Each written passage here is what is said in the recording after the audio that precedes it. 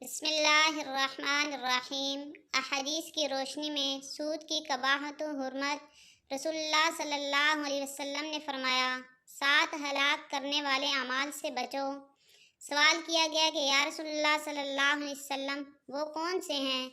جواب ارشاد فرمایا کہ نمبر 1 اللہ کے ساتھ شرک کرنا، نمبر 2 جادو کرنا، نمبر 3 ایسی جان کو قتل کرنا جس کو قتل کرنا حرام ہے سوائے اس قتل کے جو حق کے ساتھ ہو، نمبر 4 سود کھانا، نمبر 5 یتیم کا مال کھانا، نمبر 6 جنگ کے دن فرار ہونا، نمبر 7 پاک دامن عورتوں کو تہمت لگانا جو گناہ سے بے خبر ہیں۔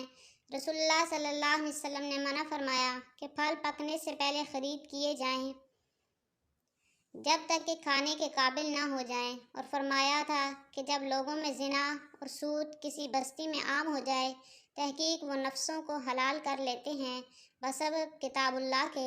حضور صلی اللہ علیہ وسلم نے لعنت فرمائی سود کھانے والے، کھلانے والے، سود کو لکھنے والے، اس کی گواہی دینے والوں پر، جبکہ وہ اس کو جانتے ہوں، اور گودنے والی اور گدوانے والی پر، یعنی جو عورتیں جسم کو گود کر نیل بھرتی ہیں یا بھرواتی ہیں خوبصورتی کے لیے، صدقہ اور زکوٰۃ روک لینے والے، ہجرت کرنے کے بعد دوبارہ واپس پھر جانے والا، یہ سب ملعون ہیں۔ محمد صلی اللہ علیہ وسلم کی زبان پر قیامت کے دن تک۔